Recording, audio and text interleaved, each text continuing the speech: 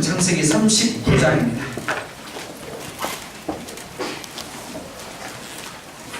(39장) 1절로 6절에 있는 말씀.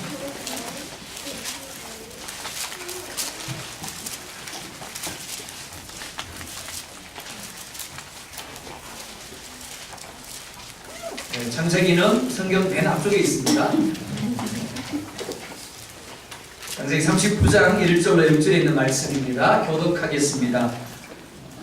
1절 제가 봅니다. 요셉이 이끌려 애굽에 내려가며 바로의 친위대장 애굽 사람 보디발이 그를 그리로 내려간 이스마엘 사람의 손에서 요셉을 살리라. 여호와께서 요셉과 함께 하심으로 그가 형통한 자가 되어 그의 주인 애굽 사람의 집에 있으니 그의 주인이 여호와께서 그와 함께 하심을 보며 또 여호와께서 그의 범사에 형통하게 하심을 보았더라. 요셉이 주인에게 은혜를 넣었으니 그가 요셉을 가져오고 사고 자기의 집을 바로의 손에 부탁하니 그가 요셉에게 자기의 집과 그의 모든 소유물을 주관하게 한 때부터 여호와께서 요셉을 위하여 그 애굽 사람의 집에 복을 내리심으로 여호와의 복이 그의 집과 밭에 있는 모든 소유에 미친지라. 주인이 그의 소유를 다 요셉의 손에 부탁하고 자기가 본 주시에는 섭섭하지 않으니라. 요셉은 용어가 지나가고 아름다웠더라. 아멘. 옆에 분들에게 이렇게 인사하겠습니다. 하나님 보시길 때 당신은 두고 보기에도 아까운 사람입니다. 시작.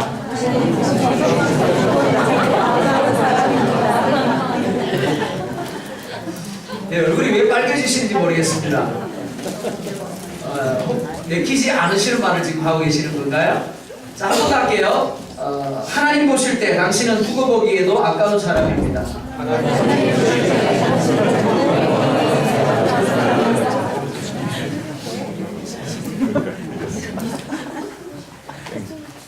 네, 그렇게 되기를 원합니다.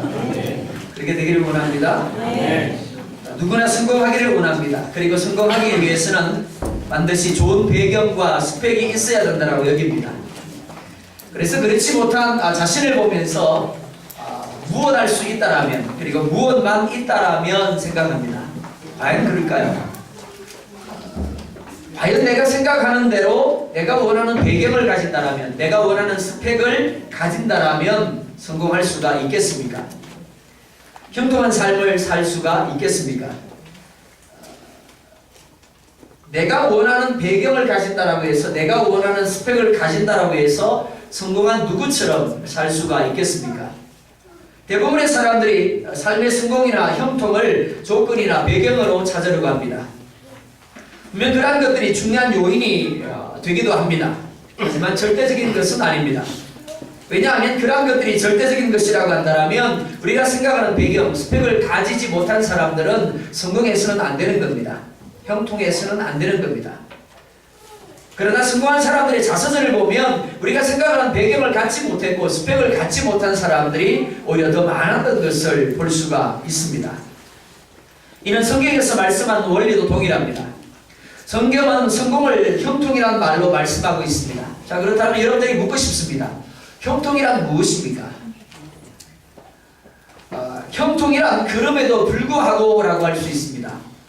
조건이 좋지 아니해도, 상황과 환경이 좋지 않아도 그렇습니다.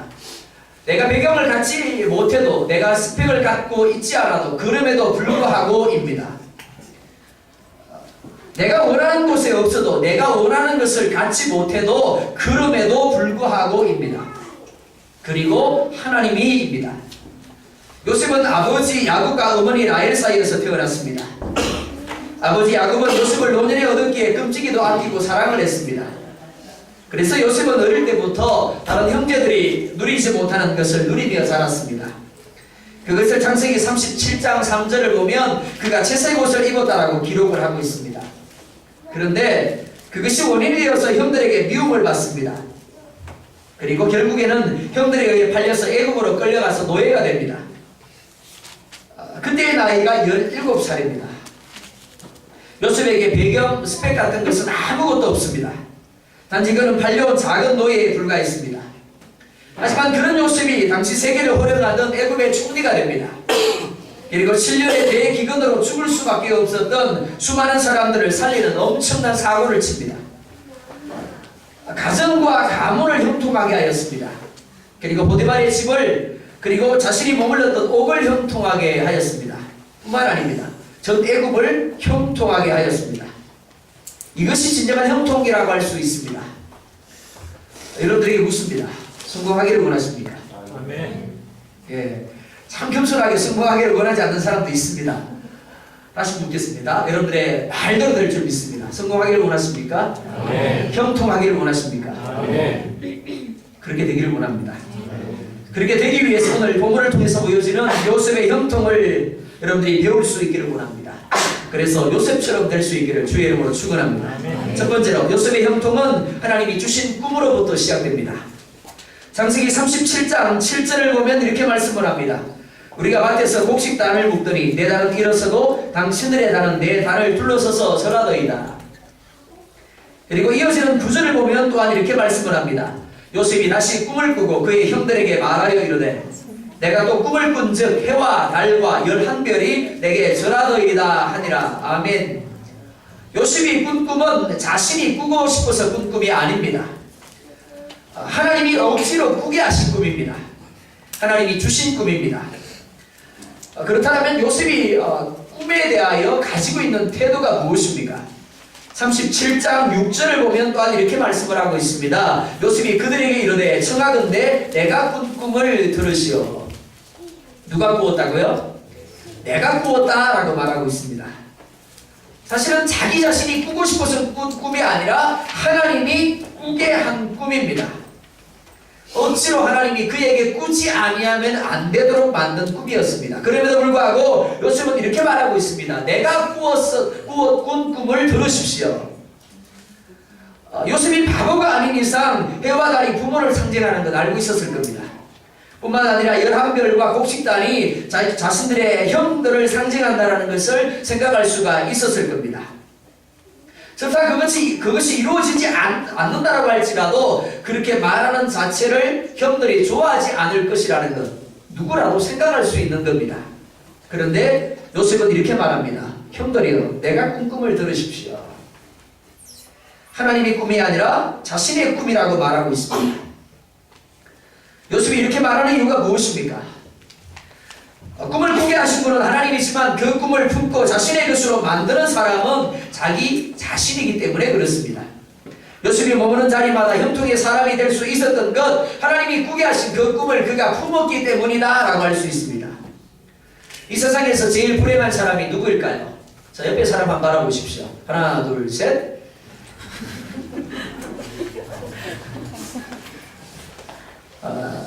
여러분들 지금 누구를 보셨습니까? 내 좌우에 앉아있는 누군가를 보셨을 겁니다. 그분이 불쌍하게 보이십니까? 네, 아니요라고 이야기합니다. 맞습니다. 불쌍하지 않습니다. 불행하지 않습니다. 그런데 만약에 여러분들이 좌우로 바라본 그분이 오늘 무엇을 가지고 있지 않다면요, 꿈을 가지고 있지 않다면, 그리고 바라본 당사자인 나 자신이 하나님이 주시는 꿈을 갖고 있지 않다면 그 사람만큼 불행한 사람이 없다라고 할 수 있습니다. 특별히 그리스도 안에 있으면서도 삶에 대하여 하나님이 주시는 꿈을 꾸지 못하는 사람이야말로 진정 불행한 사람이라고 할 수 있습니다. 우리의 삶은 마치 집을 짓는 것과 같습니다. 자, 집을 짓기 위해서 첫 번째 필요한 게 뭘까요? 생각하는 겁니다. 그렇죠? 생각을 해야 합니다. 생각 이외에는 사실 아무것도 되어진 것이 없습니다. 두 번째 뭐를 해야 될까요? 생각을 했다면 이제 그 생각을 통해서 설계도를 만들어야 됩니다. 그리고 청사진을 만듭니다. 설계도와 청사진이 준비되었습니다. 그렇다면 이제 뭘 해야 될까요? 필요한 재료들과 일꾼들을 준비하고 짓기 시작을 해야 됩니다. 집을 짓기 위해서는 반드시 이러한 과정들을 거쳐야 합니다. 하지만 위의 과정들을 모두 거친다고 할지라도 집을 짓기 위해서 반드시 있어야 할 것이 있습니다. 그게 무엇인가 하면 땅입니다. 땅은 집을 짓는 데 있어서 가장 중요한 요소라고 할 수 있습니다. 좋은 생각을 했습니다. 그리고 아주 좋은 설계도와 청사진을 만들었습니다. 설계도와 청사진에 어울리는 아주 좋은 재료들과 일꾼들을 확보를 했습니다. 근데 문제가 뭐라고요? 지을 땅이 없습니다. 그러면 아무런 소용이 없는 겁니다. 땅은 집을 짓는 데 있어서 가장 중요한 요소입니다. 기본적인 요소입니다. 마찬가지로 우리의 삶에 있어서 없어서는 안 될 땅과 같은 아주 기본적이고 가장 중요한 요소가 있습니다. 그것이 무엇인가 하면 바로 하나님이라는 존재입니다. 하나님이 우리에게 있어서 땅과 같은 역할을 하시는 분입니다. 그런데 하나님은 단지 땅의 역할만을 하시는 분이 아니라 우리의 삶의 중간중간에서 설계자가 되시기도 하고 집을 짓는 기술자가 되기도 하십니다. 따라서 오늘 우리에게 진정 필요한 것이 무엇이가 하면 하나님이 주시는 꿈을 가지는 겁니다. 오늘의 나의 삶이 비록 힘들고 지쳐서 일어설 용기조차 없을지라도 하나님 안에서 꿈을 가지고 있다면 나는 결코 실패자가 아님을 믿으시기 바랍니다. 지금까지 나의 삶이 실패하고 보잘것없는 삶일 수 있습니다. 이미 내가 노쇠하여 이제 앞으로 살아갈 연수가 얼마 남지 않았을 수 있습니다. 그러나 그럴지라도 오늘 내가 하나님이 주시는 꿈을 가지고 있다면 나만큼 행복한 사람이 없고 나만큼 축복받은 사람이 없는 줄 믿으시기 바랍니다. 갈릴 지브란이라는 사람이 이런 말을 했습니다. 나는 꿈과 소망이 없는 사람들 사이에서 군주가 되기보다는 가장 미천한 사람들 사이에서 꿈을 가진 사람이 되는 쪽을 선택할 것이다. 요셉이 꿈을 자기 꿈으로 품은 이유가 무엇입니까? 창세기 40장 8절 하반절을 보면 이렇게 말하고 있습니다. 요셉이 그들에게 이르되 해석은 하나님께 있지 아니하니까 청하건대 내게 이루소서. 해석은 누구에게 있다고요? 하나님께 있다라고 말합니다. 해석이란 단지 꿈의 내용을 푸는 것을 말하지 않습니다. 꿈의 해석은 반드시 그대로 이루어진다라는 것을 전제로 합니다. 그렇기 때문에 요셉의 이 말은 하나님께서 꾸게 하셨고 하나님께서 이루게 하시기 위해서 당신에게 주신 것입니다 라는 의미라고 할 수 있습니다. 지금 요셉의 형편이 어떠합니까? 요셉의 아버지 야곱은 4명의 아내가 있었습니다. 그런데 요셉의 어머니 라헬은 요셉을 낳고 동생 베냐민을 낳다가 죽습니다. 그래서 요셉은 배다른 형제들 틈에서 어머니가 없는 상황 가운데 자라났습니다. 무엇보다 아버지 야곱이 요셉을 편애하였기에 요셉은 형들의 미움을 받아며 자랐습니다. 이런 환경 탓에 요셉은 성격이 별로 좋지 못하였습니다. 좀 모난 데가 있었습니다. 하지만 요셉은 자신을 둘러싼 환경과 상황에 붙들린 삶을 살지 않았습니다. 하나님이 주신 꿈에 붙들린 삶을 살았습니다. 세상에 끌려가는 삶이 아니라 세상을 움직이는 삶을 살았습니다. 누군가로부터 얻어먹는 삶이 아니라 사람들에게 복을 퍼주고 사람들에게 복을 나누어주는 형통을 퍼주는 삶을 살았습니다. 그가 이렇게 할 수 있었던 것 오직 하나님이 주신 꿈을 품었기 때문입니다. 그는 불행한 환경 속에서도 환경이나 상황이나 조건을 탓하지 아니하였습니다. 오직 하나님이 주신 꿈을 품었습니다. 하나님의 약속을 바라보았습니다. 요셉에게 꿈이 있었다면 여러분들에게 하나님의 약속이 있음을 믿으시기 바랍니다. 이 말씀을 보면서 그러더라고요. 요셉은 하나님이 주신 꿈이 있었는데 나는 아무리 꿈을 꾸려고 해도 하나님이 꿈을 안 꾸게 해주세요. 오늘 본문을 그렇게 해석하시면 좀 이상합니다. 왜냐하면 하나님이 요셉에게 주신 꿈은 하나님의 약속이었기 때문에 그렇습니다. 마찬가지입니다. 오늘 여러분들이 살 때 하나님이 요셉처럼 꿈을 꾸게 하지 않을 수 있습니다. 그러나 여러분들이 눈을 뜨고 있을 때 무엇을 통했어요? 하나님의 말씀을 통해서 이미 여러분들에게 요셉에게 주신 것처럼 하나님이 꿈의 약속을 주신 줄 믿으시기 바랍니다. 요셉을 통해 형통을 흘려보내셨던 것처럼 하나님이 여러분을 통해서 형통과 축복을 흘려보내기 위해서 오늘 약속을 주셨음을 믿으시기 바랍니다. 여러분이 잘 알고 있는 예화 중에 이런 예화가 있습니다. 오래전에 5층짜리 빌딩에 4층에 개척교회가 들어왔습니다. 그런데 5층에 술집이 있습니다. 주일 예배를 드릴 때는 문제가 되지 않습니다. 그런데 수요 예배를 드릴 때 그리고 금요 예배를 드릴 때마다 술집에서 고성방가가 들려옵니다. 그러니까 도대체 의뢰가 되지 않습니다. 그래서 목사님이 고민하다가 작전기도에 들어갔습니다. 어떻게 기도했을까요? 술집이 없어지게 해달라고 기도를 시작을 했습니다. 그리고 25일째 드디어 술집에 불이 났습니다. 여기서 드디어 그러면 이상하죠? 그냥 불이 났습니다. 그런데 불이 나서 5층 술집만 홀랑 태우고 교회 식당은 하나도 타지 않았습니다. 그러자 술집 주인이 아래층에 있는 목사님이 술집이 없어지게 해달라고 작정 기도를 했다는 이야기를 듣고는 경찰서에 고발을 했습니다. 그래서 경찰이 목사님을 불러서 이렇게 묻습니다. 목사님, 죄송하지만 혹시 술집 주인의 말처럼 목사님이 기도하셔서 술집에 불이 난 것이 아닙니까? 그러자 목사님이 이렇게 말했습니다. 내가 술집이 없어지게 기도했던 것은 사실입니다. 하지만 한번 생각해 보십시오. 내가 기도했다고 불이 났겠습니까?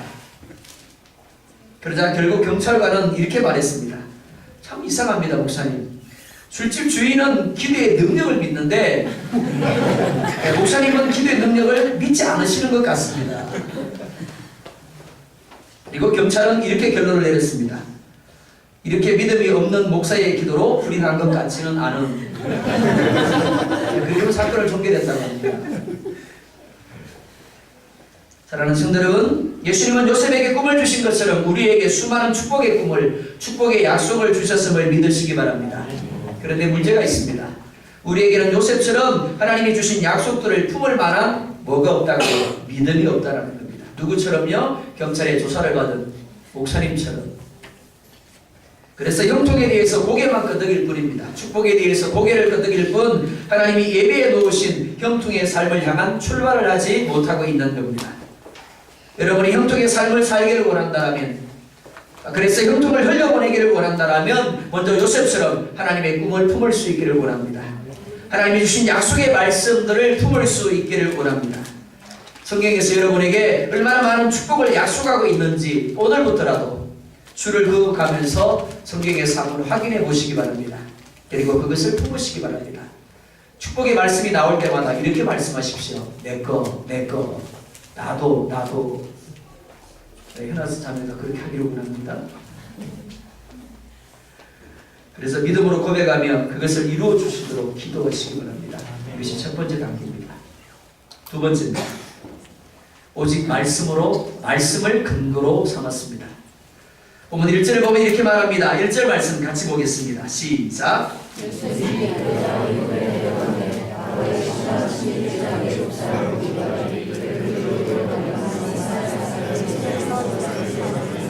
아멘. 요셉의 삶의 2장입니다. 아버지 야곱의 넘치는 사랑을 받던 요셉이 가나안을 떠나서 애굽으로 내려갑니다. 내려간다는 말처럼 그의 삶은 한순간에 곤두박질 쳐버립니다. 자신의 의사와는 상관없이 타국 땅에 끌려가서 노예가 됩니다. 분명히 하나님이 주신 꿈을 품었습니다.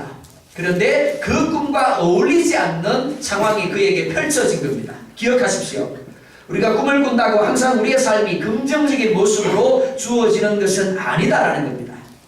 때로는 우리에게 주어진 꿈과 우리에게 주어진 약속과 정반대의 상황이 우리에게 주어질 때가 있습니다.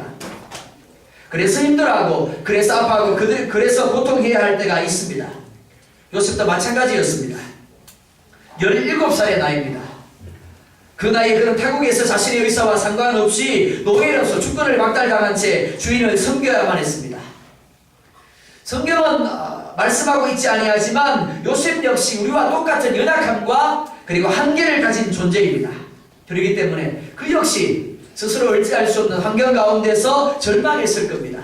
아파하며 고통했을 겁니다. 하지만 요셉은 그러한 부정적인 감정들이 자신을 지배하도록 계속해서 내버려 두지 않았다라는 겁니다. 자신에게 전혀 어울리지 않는 환경, 상황이었지만 요셉이 누구에게 집중했느냐? 하나님께 집중했습니다. 하나님이 주신 꿈에 집중했습니다. 신실하신 하나님을 바라보았습니다. 무슨 말인가 하면 자신에게 일어난 일을 우연이나 어쩌다 보니 되어진 것으로 여기지 아니했다라는 겁니다. 비록 꿈과 어울리지 아니하는 상황이지만 그것조차도 하나님의 선대하심의 결과임을 확신했다라는 겁니다. 창세기 49장 22절을 보면 이렇게 말씀을 하고 있습니다. 요셉은 무성한 가지 곧 샘 곁에 무성한 가지라 그 가지가 담을 넘었도다.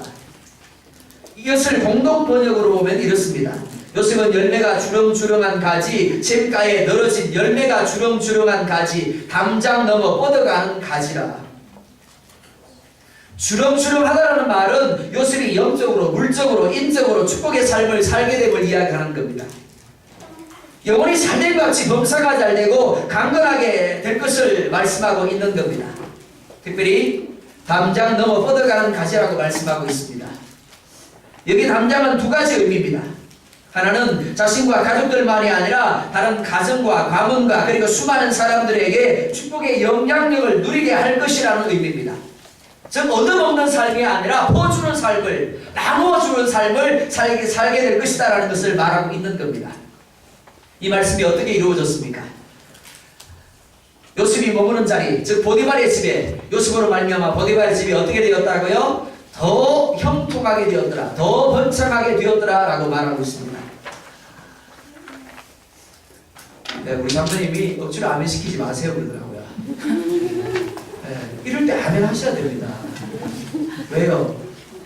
믿는 대로 된다 그랬는데, 아멘대로 된다 그랬는데, 여러분들이 얻어먹는 삶을 살기를 원하십니까? 아니잖아요. 그렇죠? 퍼주는 삶을 살아야 되지 않습니까? 나눠주는 삶을 살아야 되잖아요. 근데 어떻게 된다고요? 너희 말이 내 귀에 들린 대로 내가 행할 것이다.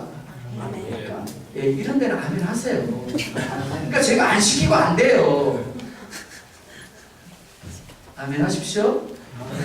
예, 요셉으로 말미암아 보디발의 가정이 복을 받았더라라고 말하고 있습니다. 뿐만이 아니죠. 요셉이 어디 들어가요? 누명을 쓰고 옥에 들어갑니다. 근데 신기해요. 요셉이 옥에 들어갔더니 그 요셉 때문에 옥에 있는 사람들조차도 어떻게 되더라고요? 형통하게 되었더라라고 말합니다. 네, 우리 본사님 복이 있는 것들이지. 자, 요셉이 총리가 되었어요. 총리가 되었더니 그 다음에 어떻게 되더라고요? 애굽이라는 온 나라뿐만이 아니죠. 요셉의 가정, 자기의 가족들, 그리고 요 애굽 주변에 있었던 수많은 사람들이 애굽으로 말미암아 어떻게 했더라? 얻어먹었더라. 예, 두 분만 하십니다. 예, 누구는 그러더라고요. 너무 잘 돼가지고 그 시에 아예 수도 요금을 다 내주고 그런다 그러더라고요. 그런 꿈을 꾸세요. 기왕 우리 아이들 물으면 그러잖아요. 꿈이 뭐냐? 아빠 되는 거예요, 엄마 되는 거예요. 그건 저절로 되는 거예요. 예, 하나님이 은사만 안 주면 저절로 되는 겁니다. 그런 꿈 꾸지 마세요. 이왕 꿈을 꾸는 거 어떻게 꾸라고요? 예, 대한민국 전체 수도요금을 내가 책임질 겁니다. 여러분 표정 보면 이렇습니다. 절대 그런 일은 안 일어납니다. 일어나면 어떻게 하실 겁니까? 여러분들이 아멘해서 일어나면 어떻게 하실 겁니까? 그러니까 나중에 가서 안 되더라도 믿자 본전입니다. 그죠? 그러니까 믿음으로 아멘 할 수 있기를 원합니다. 아멘. 옛말에 시어머니들이 며느리를 들인 후에 집안이 좋지 않은 일이 생기면 꼭 하는 말이 있었습니다. 예, 며느리 하나 잘못 들어와서. 여러분 어떻습니까? 여러분은 가정에 있어서 잘 되게 하는 사람입니까? 아니면 망하게 하는 사람입니까? 여러분들이 머물고 있는 사업장에서, 여러분들이 머물고 있는 직장에서 잘 되게 하는 사람입니까? 망하게 하는 사람입니까? 저 사람 들어오고 나서는 왠지 우리 사업장이, 우리 기업이 너무 잘 돼. 그러니까 안 되는 거예요. 아멘 하셔야 되는 거예요. 여러분이 요셉처럼 머무는 곳을 잘 되게 하는 사람이 되기를 원합니다. 열매가 주렁주렁한 사람이 되기를 원합니다. 두 번째는 그의 축복이 뻗어가는 것을 가로막는 장애물로 이해할 수가 있습니다. 그가 가진 가정적 환경이나 학벌, 신분의 장애들이 그의 담벼락입니다. 요셉은 자신이 가진 가정적 환경이나 자신이 가진 모든 것들에 매이지 아니했습니다. 노예라는, 그리고 죄수라는 신분도 그를 붙들어주지 못하였습니다. 하나님이 그에게 주신 꿈과 비전은 그로 하여금 그 모든 것들을 뛰어넘게 만들었습니다. 하나님은 우리가 분명코 복의 사람이 되기를 원하십니다. 그것도 나 혼자만이 아니라 내가 머무는 가정에서, 내가 머무는 사업장에서, 내가 머무는 직장에서, 내가 속한 나라에서, 누구 때문에? 나 때문에 하나님의 복이 넘쳐나기를 원하십니다. 그러나 그렇게 되기 위해서 우리는 꿈을, 하나님의 약속을 품어야 합니다. 그리고 내가 품은 그 꿈대로 펼쳐지지 아니할지라도 상황에, 환경에 매이지 말아야 합니다. 여전히 하나님을 신뢰하며 하나님이 주신 꿈을 바라볼 수 있어야 됩니다. 하나님의 꿈에 집중할 수 있어야 하는 겁니다. 그렇기 때문에 그리스도인은 세상에 대하여 죽은 존재입니다. 뿐만이 아니라 자기 자신에 대하여도 죽은 존재입니다. 더 나아가 자신을 둘러싸고 있는 환경에 대하여, 상황에 대해서도 죽은 존재입니다. 오직 무엇에 대하여? 하나님에 대하여. 하나님이 주신 꿈에 대하여만 살아있는 존재가 될 수 있기를 주의 이름으로 축원합니다. 그리스도인이라고 할지라도 이 세상에 몸을 두고 있기 때문에 태풍을 맞을 수 있습니다. 기근을 맞을 수 있습니다. 갖가지 시련과 어려움의 상황에 던져질 수 있습니다. 남들보다 뒤처질 때가 있습니다. 나보다 후배가 먼저 앞서갈 때가 있습니다. 그래서 속타고, 그래서 답답함을 느끼고, 그래서 고통스러울 때가 있습니다. 하지만 기억하십시오. 샘곁에 심겨져서 샘의 뿌리를 깊게 내리고 있는 나무는 결코 그 어떤 시련에도 뿌리가 뽑힌다거나 말라 죽지 않습니다. 왜냐하면 계속해서 샘으로부터 생명수를 공급받아서 왕성한 생명활동을 하고 있기 때문에 그렇습니다. 그래서 하나님의 때가 되면 우리가 상상하는 것 이상으로 엄청난 열매를 맺게 됨을 믿으시기 바랍니다. 하나님이 여러분의 샘이 되십니다. 그 하나님을 확신할 수 있기를 원합니다. 요셉이 무성한 열매를 맺어서 형통을 흘려보낼 수 있었던 것, 그가 좋은 상황 가운데 있었기 때문이 아닙니다. 좋은 배경을 가졌고 좋은 스펙을 가졌기 때문이 아닙니다. 요셉은 보이는 성공이나 평안에 자신의 삶의 뿌리를 내리지 아니하였습니다. 노예로 팔렸습니다. 억울하게 누명을 쓰고 감옥에 들어갔습니다. 그러나 그의 관심은 오직 하나입니다. 하나님뿐입니다. 하나님이 주신 꿈뿐입니다. 당장 눈에 보이는 환경이나 상황에 웃고 울지 않았습니다. 조금 잘 된다고 하나님 감사합니다. 기뻐 춤추고 조금 안 된다고 하나님 왜요? 라고 말하지 않았다라는 겁니다. 묵묵히 하나님의 신실하심을 믿었습니다.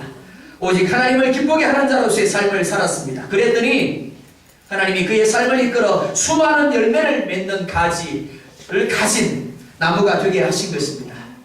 수많은 사람들에게 퍼주고 수많은 사람들에게 나누어주고 수많은 사람들을 먹이는 사람이 되었던 겁니다. 자, 상식 질문 한번 해볼까요? 우리 정인에게 한번 질문해 보겠습니다.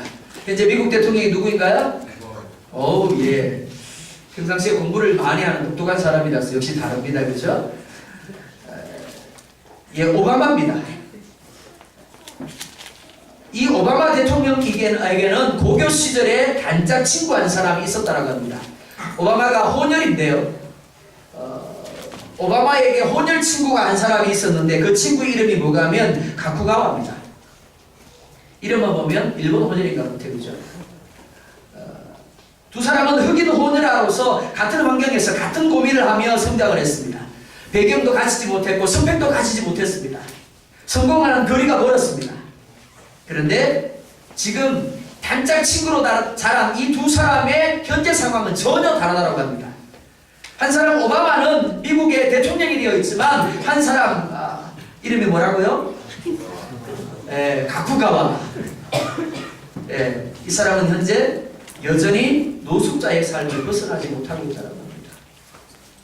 그 이유가 무엇일까요? 오바마는 힘들고 어려울 때마다 항상 자기 자신을 향하여 이렇게 되새겼다고 합니다. 꿈은 이루어진다. 꿈은 이루어진다. 무슨 말인가 하면 꿈을 품었고 비록 자신의 상황이 꿈과 전혀 상관이 없는 정반대 환경으로 흘러갈지라도 여전히 자신을 향해서 뭘 이야기했다고요? 꿈은 이루어진다. 포기하지 말아야 한다는 겁니다. 그리고 마침내 세계 최강국인 미국의 대통령이 되어진 겁니다. 사랑하는 성도 여러분, 여러분이 집중해야 할 것은 현재의 상황이나 환경이 아닙니다. 하나님이 여러분에게 주신 꿈이고 약속입니다. 창세기 45장 7절에서 요셉은 이렇게 고백을 하고 있습니다. 하나님이 큰 구원으로 당신들의 생명을 보존하고 당신들의 후손을 세상에 두시려고 나를 당신들보다 먼저 보내셨습니다. 사랑하는 성도 여러분, 우연이 없습니다. 어쩌다 보니 되어지는 것도 없습니다. 하나님의 섭리입니다. 한번 대답해 보시겠습니까? 하나님이 살아계십니까? 아멘. 예, 아멘 안 하시는 분 하나님이 죽으신 거죠? 하나님이 살아계십니까? 아멘. 하나님이 여러분의 삶을 인도하고 계십니까? 아멘. 그런데 왜 그 고백이 여러분의 삶에는 적용이 되지 않고 있습니까? 분명히 하나님이 살아계시고 하나님이 여러분의 삶을 이끌어갔습니다. 그러면 내 삶에 있어서 되어지는 모든 상황들, 환경들조차도 우연이 아닙니다. 어쩌다 보니 되어진 것이 아니에요. 비록 내가 원하지 않는 상황, 내가 힘들어하고 아파하며 고통스러워하는 모습일지라도 그것조차도 뭐라고요? 하나님의 인도하심입니다. 하나님의 섭리하심인 겁니다. 그렇기 때문에 하나님이 그 모든 것들을 통하여 합력하여 선을 이루심을 확신할 수 있기를 원합니다. 흔들리지 마십시오. 그래야 이루심을 누릴 수 있는 겁니다. 요셉이 만약 노예가 되지 아니했다라면, 요셉이 만약 감옥에 들어가지 아니했다라면 그는 결코 애굽의 총리가 될 수 없었을 겁니다. 그가 총리가 되게 하기 위해서 노예는 필수적인 것이었습니다. 그리고 옥에 들어가는 것도 없어서는 안 되는 것이었습니다. 마찬가지입니다. 하나님이 여러분들이 주시는 축복의 약속, 바로 그것을 이루기 위해서 오늘 여러분들이 힘들어하고 여러분들이 아파하며 한숨 쉬는 그 상황이 없어서는 안 됨을 믿으시기 바랍니다. 그 상황이 축복의 통로가 되고 축복의 디딤돌이 되고 있는 겁니다. 그렇기 때문에 꿈을 가진 사람은, 꿈을 품은 사람은 어떻게 해서든지 현재의 상황을 벗어나려고 하는 사람이 아니라, 그럼에도 불구하고 현재의 상황이 그럼에도 불구하고 여전히 하나님이 주신 꿈을 바라보면서 하나님을 신뢰하는 사람인 줄 믿습니다. 세 번째, 요셉은 하나님이 함께 하시는 증거 표적을 가졌습니다. 오늘 본문 2절과 3절을 보면 이렇게 말씀하고 있습니다. 같이 보겠습니다. 시작.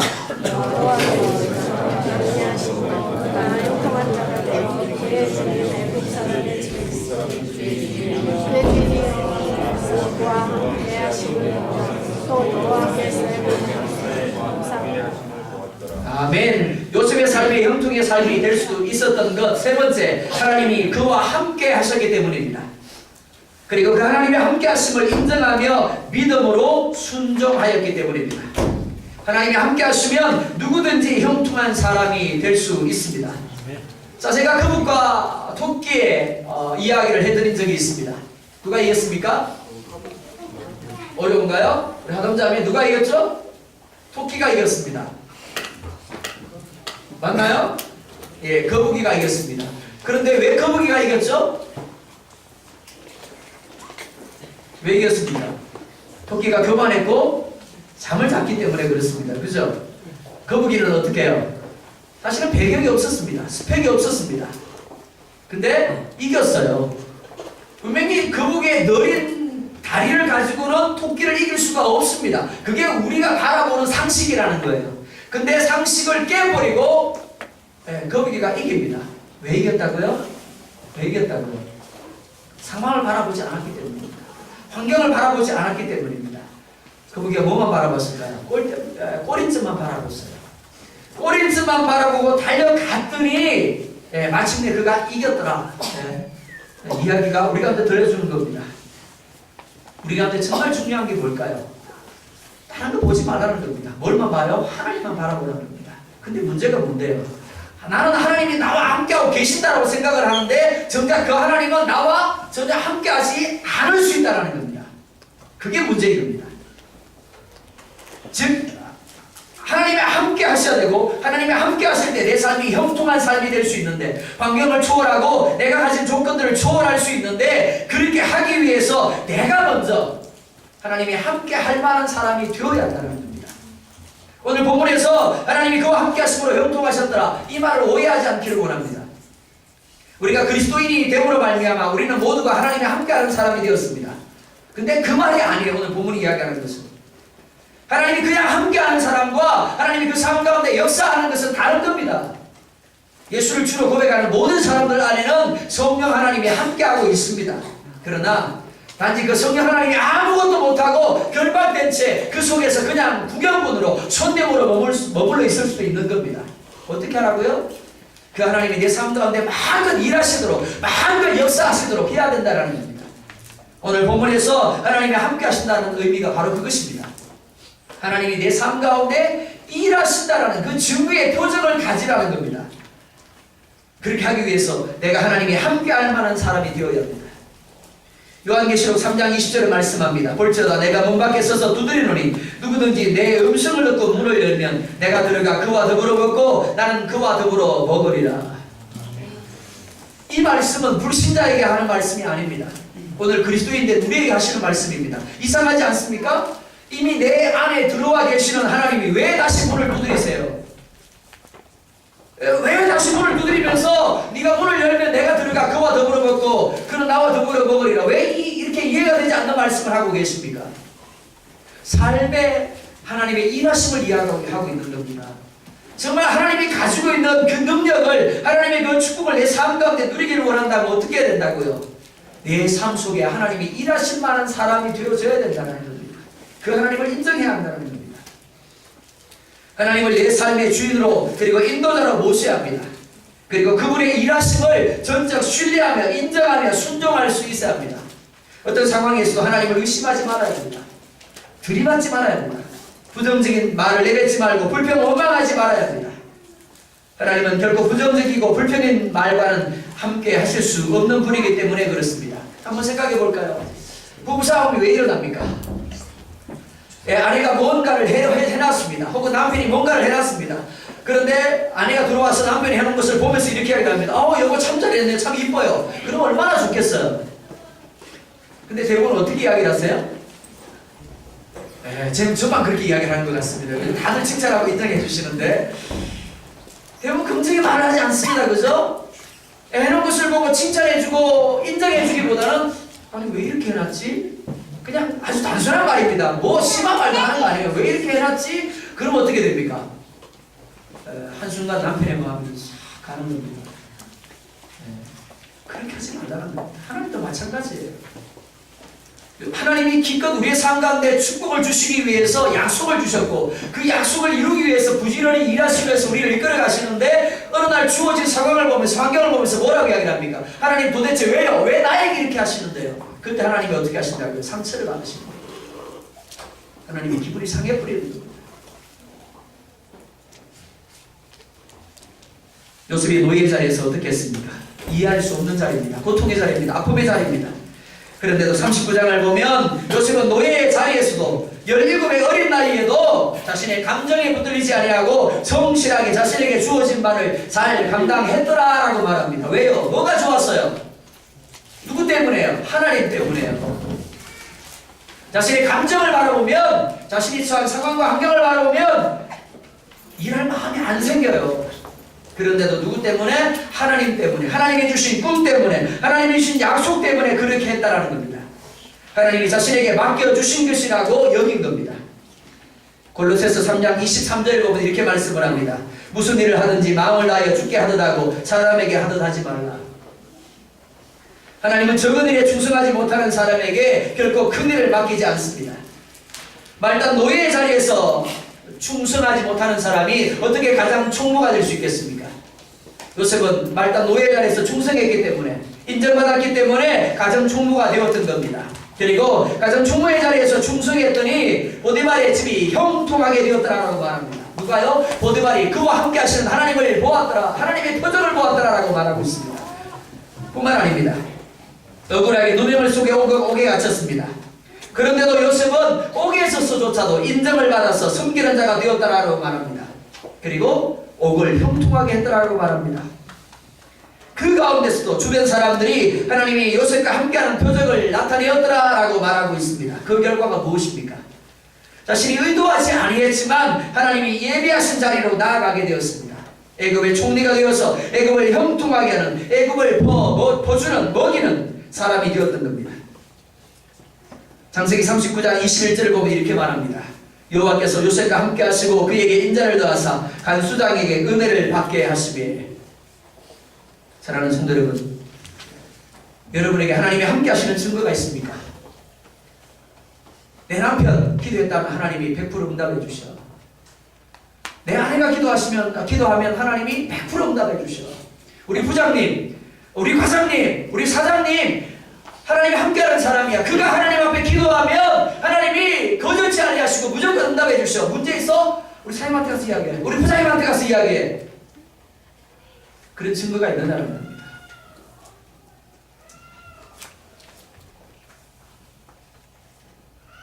하나님이 여러분들과 함께 하신다는 간증의 제목들을 갖고 있습니다.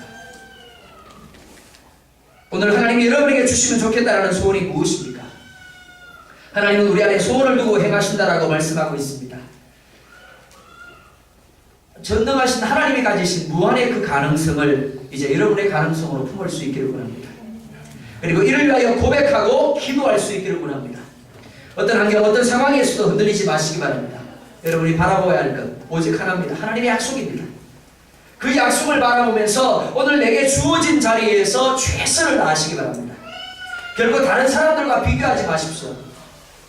각 사람을 향한 하나님의 계획은 같지 않습니다. 나보다 내 후배가 앞서갈 수 있습니다.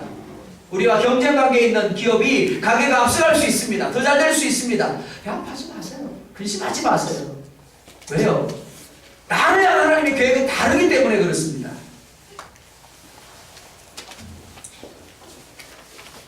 내가 속한 공동체의 복과 형통을 흘려보내시기 바랍니다. 현재 자리에서 형통의 사람이 되지 못한다면 더 많은 것, 더 높은 것에 올라갈지라도 형통의 사람이 될 수 없는 겁니다. 정말 하나님의 축복을 누리기를 원한다면 현재 자리에서 축복의 사람이 되십시오. 하나님이 증거를 보여줄 만한 사람이 되십시오. 하나님은 당신을 신뢰하고 의뢰하는 사람을 결코 실망시키지 않습니다. 창세기 49장 25절과 26절을 보면 이렇게 말씀을 합니다. 내 아버지 하나님께로 말미암나니 그가 너를 도우실 것이요 전능자로 말미암나니 그가 내게 복을 주실 것이라. 위로 하늘의 복과 아래로 깊은 샘과 샘의 복과 젖먹이는 복과 태의 복이로다. 내 아버지의 축복이 내 선조의 축복보다 나아서 영원한 산이 한없음 같이 이 축복이 요셉의 머리로 돌아오며 그 형제 중 뛰어난 자의 정수리로 돌아버립니다. 이 요셉의 빈칸에 여러분들의 이름이 들어갈 수 있기를 원합니다. 그러기 위해서 오늘 요셉이 우리 가운데 가르쳐주는 형통의 비결들을 배우십시다. 품으십시다. 그리고 그대로 할 수 있기를 원합니다. 창세기 41장 38절 말씀을 결론으로 드립니다. 바로가 그의 신하들에게 이르되 이와 같이 하나님의 영에 감동된 사람을 우리가 어찌 찾을 수 있으리요. 바로가 그의 신하들에게 이르되 이와 같이 하나님의 영에 감동된 사람을 우리가 어찌 찾을 수 있으리요. 우리는 이렇게 주의 이름으로 축원합니다. 기도하겠습니다. 1분만 기도하십시다.